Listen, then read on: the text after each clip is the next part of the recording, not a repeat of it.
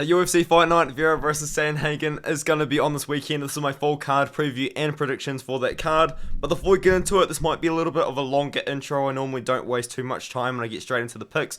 But I do have like a couple of good news and bad news to announce. If you don't know, I was hit with a copyright strike. I believe it was a couple of weeks ago now during a live stream, and I have refuted that claim. I have gone to battle for it, and I've won. So now the copyright strike on my channel is gone. So now I'm no longer banned from live streaming, which is really good. So I'm going to be live streaming during this card. But the bad news is my channel's demonetized, and will be demonetized for probably another 4 to 5 weeks. I know what happened. I don't know for sure because they kind of sent me a list of what it could be, which is awesome, but I'm pretty sure I know what happened. If you guys don't know, I used to upload a lot of YouTube shorts, which is like YouTube highlights on YouTube of the UFC, of UFC content, of UFC highlights, and I think that's what's got me demonetized. So if you're thinking about starting a channel and you want to upload UFC highlights, just be prepared. You're not going to get monetized for that content. I mean, it's pretty obvious, but because I thought it was YouTube Shorts, it would operate under like a different sort of thing, but it doesn't. So this is a little warning for you guys. So I'm going to be demonetized for the next month. I'll still be uploading videos, but I do have some tests coming up. I've literally got a test in like 2 days. I had a test yesterday, which is kind of normally, I believe, when I'd upload this prediction video, which is why I'm a little bit late. But yeah, I'm pretty full on with uni. If you guys don't know as well, I am a full-time engineering at university student, so my life is pretty busy just in general. But let's just get into the picks now. That was a long intro. Oh, it wasn't too bad, almost 2 minutes. Vidal taking on Haley Cowan. I don't really know for sure, honestly, and I believe the odds on Tapology are incorrect, because let's just bring up best fight odds in this one here, because we do go to this fight. I believe the odds are way different. Haley Cowan's actually the favourite and Vidal's the underdog. So I've got an underdog pick here. I'm going with Vidal. I don't rate Vidal all that highly, but I don't rate Haley Cowan all that highly either. Haley Cowan's a technical striker. Her striking's pretty technical, but it's not that powerful. But she's very strong, and she's got decent wrestling, but her pure grappling isn't that great either. Her submission defense does need a bit of work. We've seen her subbed by lesser opponents in the past, like Kelly Clayton, who's 1-2 and like 40 years old. And she got subbed early in her career as well. She's pretty big for 135. Like, she's very well built. She's got a gymnastics background. She's very muscular and just big for her 5'8" frame. Vidal, I do think Vidal is going to be the better pure grappler in this one here. Striking, I think Haley Cowan's more technical, but I think Vidal hits harder. I'm not that impressed by either of the two yet. I feel like a win for either of the two, once again, wouldn't really make me think, wow, they're going to go for a run up the rankings, but it would definitely be a pretty good win for either of the two. I do have Vidal as the slight underdog here. She is plus 120 or plus 110 or so pretty much a pick'ems. I've got Vidal, so does everyone else. I'm not that sold on it, like, whatsoever. I think Haley Cowan could definitely get it done, but I'm going to be going with Vidal. The next one is another one I'm not that confident in. Salvador taking on Victor Mariano, and Victor Mariano is a slight underdog on Tapology. I'm picking him as well. I'm just going to triple check the odds, and yeah, it's about a pick him, minus 110 either way. But if someone is the dog, I guess it is Victor. I'm going with Victor. I'm going with Victor Mariano here. I think he's the better technical fighter. Salvador is fun. He's going to be very, very exciting in the UFC. But this guy's just got a bunch of red flags, which is going to either be solved here. Maybe these red flags will go away if he can beat Victor Mariano. But for now, just a lot of reasons why I don't really like picking him. I know he's a finisher, but dude, look at the guys that he's beaten. Shannon Ross is a pretty good win to be fair. This 9-3 guy's pretty good as well. But debuting guy. Every time he's lost, it's been to a decent competition, like 11-2 Jafal Filho's in the UFC now. Rafael Acosta, I believe, recently fought in Dana White's Contender Series. No, I'm thinking of someone else.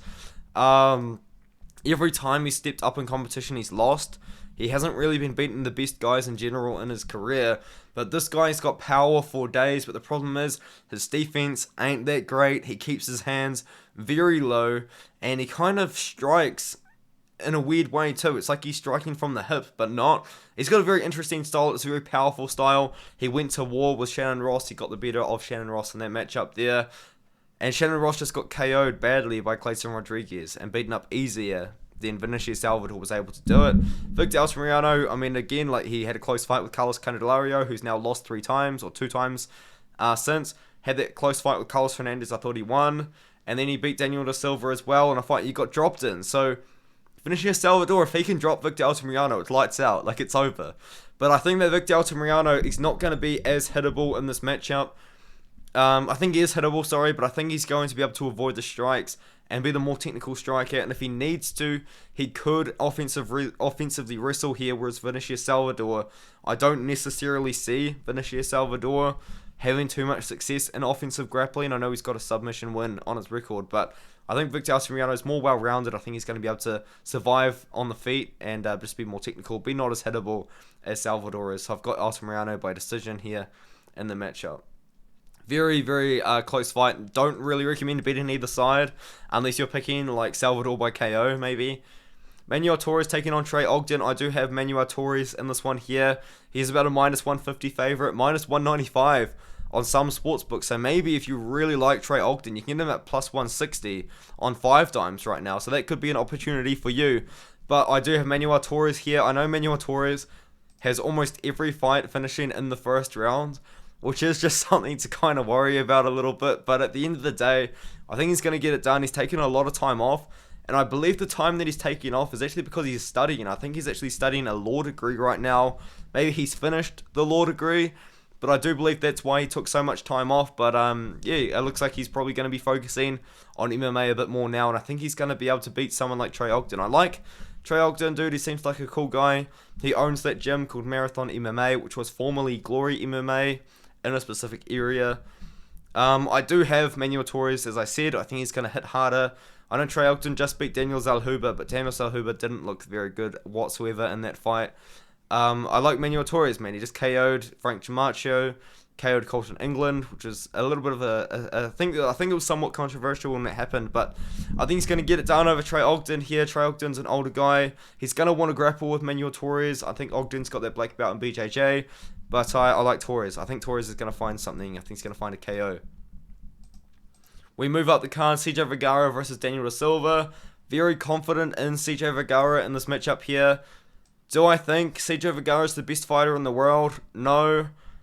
But I do think he's going to be able to beat Daniel da Silva. Daniel da Silva just kind of comes off as one of those guys, man, that come into the UFC way too early. The way that he fights is super uber aggressive, but he leaves himself wide open. You know, he got KO'd by Jeff Molina. And then when he fought Francisco Figueiredo, he was on top. And he just kind of turned around and gave Figueiredo his leg. And he got subbed. And then when he fought Vidal Mariano, he knocked him down. And then got overconfident. And then I believe he got knocked down himself. And just absolutely destroyed on the ground. And now he's going to be fighting CJ Vergara. CJ Vergara is a guy that doesn't have the best gas tank in the world. But I feel like if he's going to be able to beat someone early, it's going to be Daniel da Silva. I don't really like CJ Vergara in general. I'm not his biggest fan, I guess you could say. Sorry, CJ. I don't think that he beat I don't think that he beats Clayton Rodriguez. And he did lose to Tatsuro Taira. But what CJ Vergara does have is a very good wrestling base, and his striking's pretty good too. And he's a tough guy. Daniel da Silva isn't going to be able to just knock him out. He's not just going to be able to sub him. And even then, if he did, or did try to, he makes really bad mistakes in his fights. I think CJ Vergara is going to have a much smarter game plan. He can probably find a KO himself. He's got KOs in the past. I think he could probably KO Daniel da Silva here, who just seems to be a guy that got signed to the UFC way too early and just wasn't quite ready for this level of competition. Where CJ Vergara, although he's not having the most success in the UFC, he definitely is a UFC level fighter, and I've got him to win this fight. I think he is going to finish da Silva in the second or third round. After da Silva maybe has a good first round, but I think Vergara is just going to be better. You didn't beat him. Trevin Giles taking on Preston Parsons. I believe Trevin Giles is a bigger favourite than that. He is, kind of. He's about minus 120 to plus 100 for Preston Parsons. I've got Trevin Giles in this matchup here. I think Preston Parsons is a great fighter. But at the end of the day, man, like, what's he really showing? His honest regional scene, it's all first round, second round submissions. And then he got into the UFC on very short notice and unfortunately just had to fight Daniel Rodriguez, which was a rough one for him. And then he beat Evan Elder, who took that fight on short notice himself, up a weight class. And then he beat him. So Do I think he's going to be able to beat Trevin Giles? Not really. Like, Trevin Giles has been in the UFC for a while. He fought at 185 pounds, but now he's obviously cutting a bit more weight, or maybe he's just lost a bit more weight in general. And now he's fighting at 170. So, let's have a look. So, 6-4 in the UFC. This is his 11th UFC fight. And he's fought in the UFC a lot. And he's fought good guys too, like Gerald Meerschaert, Zach Cummings as well, earlier on in 2019. Went on a win streak that James Krause won is very controversial because Trevin Giles' friend was actually one of the judges that scored it for him. A lot of people don't think he beat Roman Dolidze as well, but at the end of the day, dude, who's he losing to? Dricus du Plessis and Michael Morales. The Lewis Koskei performance was not impressive whatsoever, I do understand. But I think Trevin Giles is just one of those guys that will be able to beat someone like Preston Parsons. Preston Parsons probably wants it on the ground where he can use his grappling, but I think what's going to happen is Trevin Giles is going to be able to actually be the one to dictate where the fight is. If he wants it on the feet, which is where I think he probably does want the fight, he's going to be able to keep it on the feet. I think he can defend takedowns. If he wants to, he can probably get his own takedowns. I got Giles by decision. The next one is going to be Steven Peterson versus Lucas Alexander. This is one of those fights where I'm picking Steven Peterson, but I'm not that sure how good is Lucas Alexander. I think we're actually really going to find out, but I do really like Steven Peterson in this matchup. He definitely should be able to beat Lucas Alexander. Alexander hasn't really fought the best guys in the world. Like, he did get that injury over Jacob Kilburn, who I believe is a former UFC fighter himself. He is. He went 0-2 in the UFC. But before that, who's he beaten? Like, not really the best guys. He's taken 3-2 opponents. Oh shit, he's 3-2 himself, whatever. But yeah, like, he's not really beating the best guys. He got absolutely annihilated by Joanderson Brito. He did take the fight on short notice, but Steven Peterson's going to put a pace on him, and these guys are going to go to war because that's what Steven Peterson does. Steven Peterson, he goes to war. The first thing he does, though, is he misses weight. He's done it a bit. He missed weight against Julian Erosa. Obviously, he weighed in at 149, and then he missed weight against Chase Hooper as well. So maybe Peterson's probably going to miss weight again, honestly. And then you probably fight at 155 after this. But I think he's going to beat Lucas Alexander. Lucas Alexander hasn't really shown me anything that he's going to be a better fighter than Peterson. And what Peterson is going to do is he's going to bring the heat, man. He's going to bring the volume. He's going to make it a war. And if it is a war, it's going to be Peterson that's probably going to be ahead in the war. So Peterson by decision in a very fun fight, but a fight that he's definitely going to be winning, like 30-27. But I think Lucas Alexander might have a couple of moments, but Peterson's just going to be winning most of the fight for sure. Daniel Pineda versus Takealot. This is an interesting one. Takealot hasn't fought for over a year since he fought Pat Sabatini. But Daniel Pineda, man, he's an interesting case, isn't he? Like, he's very experienced. He's 27-14. He's an older dude. He's fought in the UFC on and off, I believe. He had a UFC run earlier on in his career. He did in 2013. And then he won a bunch of fights. He did really well in PFL. I believe he popped. I believe it was Pineda that popped in these fights. Yeah, it was. He did after the season. Anyway, and then he re-signed to the UFC after popping. And I think there's no contest story, but he's been fighting in grappling fights, all this and that. But the thing with Pineda, dude, he's going to have one round of cardio, and after that he's going to gas out. The reason why I'm not super confident in picking Takealot, though, is because Pineda is going to be that guy. He's going to be dangerous, man. He's going to be super dangerous. For the first round, on the feet and also in the grappling, probably mainly in the grappling, is a very good grappler himself. But I think that Takealot should be able to outlast him and then take over the second and third round. I think that Pineda, once again, is just going to be dangerous, but he's going to gas. I think Takealot can take over from there. If Daniel Pineda had 3-round cardio, if he was that dangerous for 3 rounds, I really would seriously consider picking him. But man, that cardio is scary. It's not like he just gasses out after the first. He gasses out during the first. It's like a little bit better cardio than Alexander Romanov, but kind of like that. And also at the end of the day, Takealot, he's beaten older guys himself. Fought in Contender Series twice. Lost to Pat Sabatini, but that kind of happens, you know. Pat Sabatini's a really good fighter. I've got Lutz by decision or like 3rd round, 2nd round even finish potentially. We move out the card, Chidi Njokwani versus Albert Duraev. I do have Njokwani finding the KO. It's not really a fight to be super confident on. Albert Duraev is one of those guys who I will admit I overhyped him a lot. You know, he took a lot of time off, about 3 years off. Once again, like one of those guys that UFC just somehow manages to find that is still training, that hasn't fought in 3 years, and he beat Kyle Bittencourt by submission, beat Roman Kopylov in a bit of a battle, to be fair, and then he got TKO'd by Joaquin Buckley, but he did have his eye swollen shut. He's getting beaten up a little bit on the feet. At the end of the day, though, all of his losses have come by KO. in his career. You know, he's been losing to really good guys, obviously early in his career, but they're all KO losses, and I think that we're going to see another one from Chidi Njokwani. Chidi Njokwani, very good Muay Thai striker. He's an older guy. I believe I actually picked him to beat Gregory Rodriguez. That tells you how good I think he is. But even then, I did pick Bruno Ferreira to beat Gregory Rodriguez, so you know what I mean. But anyway, I KO'd Dusko Torovic, destroyed Marc-Andre Barriot, who's a very tough guy himself, and he beat Mario Souza, who's a very good fighter himself as well. Like, it's an interesting case here. I think Chidi Njokwani is going to be able to beat Albert Duraev. Albert Duraev is going to want to get the fight to the ground. But I think maybe he's going to slow down, or Chidi Njokwani is just going to work him, dude, and beat him up to the point where Albert Duraev isn't able to shoot for those takedowns. I can see Chidi Njokwani winning every single strike in exchange. He's that bit much of a better striker here. And I think he's going to get a KO. I think he's going to KO Albert Duraev in the first rounds. So give me Chidi Njokwani by first round KO. Duraev might be a live underdog here with the takedowns and all that, but I just don't see it happening, man. Alex Perez taking on Manel Kape. I've got Manel Kape here. Manel Kape has looked very impressive in his entire UFC career. Even with the early losses he took on Pantoja. That's a rough fight to take on in your debut. I know he had that crazy career back in Ryzen, though, beat a lot of good guys there. And then he took on Nicolau. A lot of people think that he won that fight as well. And then he kind of reset himself. He fought Ode Osborne, beat him. And then he beat Zalga Shimagulov. And then he beat David Dvorak, and he looked so good in that fight, David Dvorak. He looked really good in that fight. Looked amazing on the feet. Alex Perez, man, he could be a live underdog because we don't know how good Alex Perez is because he hasn't, or is at this point in his career, because he took off like a year and a half, and then he fought Alejandro Pantoja. And that fight lasted 90 seconds, you know, and that was a war, dude. Those guys, it was a 90-second fight, but on the feet, man, those guys were exchanging, dude. They were going crazy. It was crazy, man. Like, they were just exchanging in the pocket. It was a crazy, fun fight.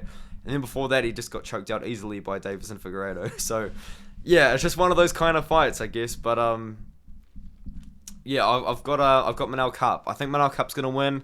We're gonna see more from Alex Perez in this fight for sure. I think that the fight is probably going to go all 3 rounds, and I think Manel Kape is going to win it on the feet. But Alex Perez, man, I think he's been subbed a lot of times in his career. 5 times. 5 times. Manel Kape is definitely not known for submissions, though. But maybe if Manel Kape knocks him down, and then he can maybe get a choke or something. But I've got Kape. I've got Kape by decision. A lot of people have him by KO. I think Perez is going to go the distance with Kape. I'm not even that confident in Kape. Like, we don't know how good Perez is at this point. Like, what's he been doing for the last couple of years? Who really knows, dude? I don't know. Maybe he's made rapid improvements, and Alejandro Pantoja is just that good, because Alejandro Pantoja is the future champion of this division. But let's move on. Andrea Lee taking on Macy Barber. Dude, I don't even know, man. Like, Andrea Lee just lost to Viviane Araujo with that, kind of a controversial moment, I guess, with, I think it was Tony Kelly in her corner with the Brazilian thing, and then, she beat Cynthia Calvillo, which is a pretty good win. Antonina Shevchenko's a good win. Modafferi loss happens, I guess, but I do have Macy Barber here. Macy Barber, she lost to Alexa Grasso, and she lost to Roxanne Modafferi. Roxanne Modafferi, I believe she got injured in that fight, and Alexa Grasso is now the champion. You know what I mean? She should have lost to Miranda Maverick, but she's bounced back since then with wins over Montana De La Rosa and Jessica Ai. Do I think this is going to be the most exciting fight in the world? Not really, but I think what Macy Barber's going to do is I don't think she's going to mess around on the feet with Andrea Lee, and I think she's going to start going for takedowns and using her grappling, because Andrea Lee will be the better striker in this matchup. She's a very good Muay Thai striker, but what I do think is going to happen in this matchup is we're going to see Macy Barber mix it up. She's going to clinch, she's going to go for takedowns, and I think she's going to be able to get Andrea Lee down to the ground. So I've got Macy Barber getting takedowns and winning a decision.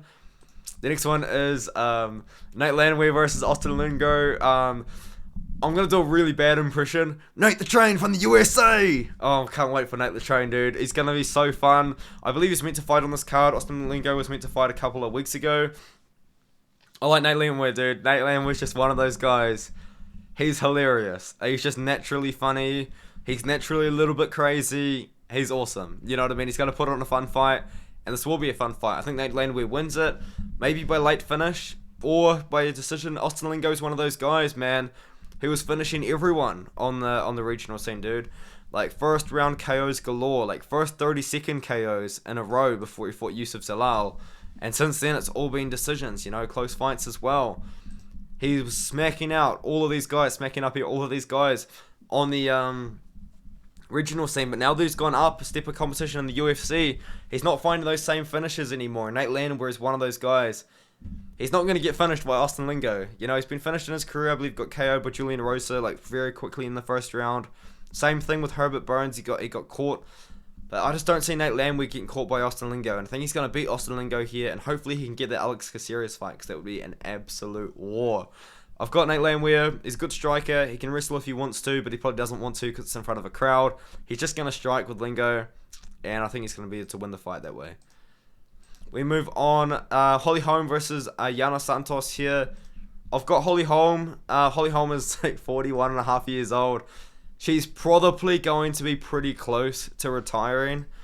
I don't think she'll be retiring in this fight, but she'll be retiring very soon, in my opinion, just because she's almost 42. But I think she beats Yana Santos. You know what I mean? Yana Santos probably wants to strike. Maybe she wants to wrestle as well, but who really wants to strike with Holly Holm? Although it's a 41-year-old Holly Holm, Holly Holm's still a very good kickboxer. She's got that world championship boxing pedigree, I believe, background. World championship kickboxing background as well, I believe. She doesn't really like to strike at range. I mean, in her last fight, she did a lot of stalling up against the cage, which was weird. I think she's going to do it again. I just don't see Yana Santos beating Holly Holm. It's kind of where I'm getting at. You know what I mean? Yana Santos, she lost to Irene Aldana a year and a half ago, give or take. Now she's had a... Now she's had a child as well. I don't know. I don't even know how to describe it. I just think Holly Holm wins by decision. She could probably kickbox at range if she wants to. She could probably stall the fight up against the cage if she wants to as well. I think she gets it done. We move on. Marlon Vera taking on Corey Sandhagen. I do have Corey Sandhagen in this matchup by decision. I really like Marlon Vera. I watched the promo of him on the UFC YouTube, kind of about him and his family, and it was pretty awesome, dude. Like, Marlon Vera he's a very likable guy. He's super cool. I'm happy for him. I do pick against him quite a lot. I mean, actually picked him to beat, what's his name? Dude, it's ages ago now. Jeez, I didn't have a YouTube channel then. But I actually did pick him to beat old mate. What's his name? Sean O'Malley. I picked him to beat Sean O'Malley, believe it or not. I got no proof of that, unfortunately. I didn't have a channel then, but I did pick him to beat O'Malley. But yeah, I picked him to lose to Dominic Cruz, and Dominic Cruz was winning until he didn't. Oh no, poor Cruz, it sucked. I picked him to beat Font, but the thing is, he was losing until he got the knockdowns. Font outlanded him in every round, I'm pretty sure. I picked him to beat Edgar, and Edgar was up 2-0 or 1-1, probably 1-1, but a lot of people argue 2-0 Edgar. Doesn't matter because he KO'd him in the third. And then he beat David Grant. But the thing is with Corey Sandhagen, dude, I feel like he's going to be like Dominic Cruz, but he's not going to get caught. Corey Sandhagen's 30 years old. He's a young guy. He's a very good technical striker. And he's just recently implemented some wrestling. Like, he fought Song Yadong. And I think he kind of just decided, you know what? I think I've got a grappling advantage over this guy. And he started drilling wrestling. He started taking down Song Yadong quite a bit, or at least he was going for takedowns, which is interesting to mix up his game. So even if he doesn't actually want the takedowns, it kind of gives his opponent something to worry about now. I think this fight's going to take place on the feet. Marlon Vera could probably take it to the ground if he wants to. He's actually a very good grappler himself. I believe he started out as a grappler in his career, or as just his MMA base. But with Corey Sandhagen, the thing about Corey Sandhagen is, I think, once again, he's just going to be that Dominic Cruz. He's going to be winning the fight, but he's not going to get caught. Because the thing about Marlon Vera is he's not really winning until he does. You know what I mean? Like, he gets a KO, or he gets knocked down, or he has massive moments at the end of the round. I don't see Marlon Vera having those massive moments at the end of the round against Corey Sandhagen. I think Corey Sandhagen is going to pick it up, because the thing is with Corey Sandhagen and Marlon Vera, they both kind of build as the fight goes on. And it's a 5-round fight, and that's a good thing, because with poor Dominic Cruz, he's old now, you know what I mean? And he kind of slows down as the fight goes on. But that's not going to happen with Corey Sandhagen. He's going to build as it going on. Like, he won the first 2 rounds against Song Yadong. No, he lost the first 2 rounds against Song Yadong, I believe. And then he won the second 2 rounds against Song Yadong. So he builds as he goes, and I don't see him getting caught by Vera. I've got Sandhagen by decision. A lot of people have Vera by KO. I just don't see Vera catching Sandhagen. I think if Vera's gonna win, it probably could be with the grappling. It could be with, well, it would be a KO most likely, to be for sure. But it could be with the grappling as well. But I think Corey Sandhagen, he's going to be too smart on the feet, you know. He's too fluid on that feet. He had that absolutely incredible fight with Piotr Jan, which was just a very good showcase of super technical striking. I love that fight. He was robbed against TJ Dillashaw, in my opinion. I think he won that fight. But yeah, I think we're gonna see.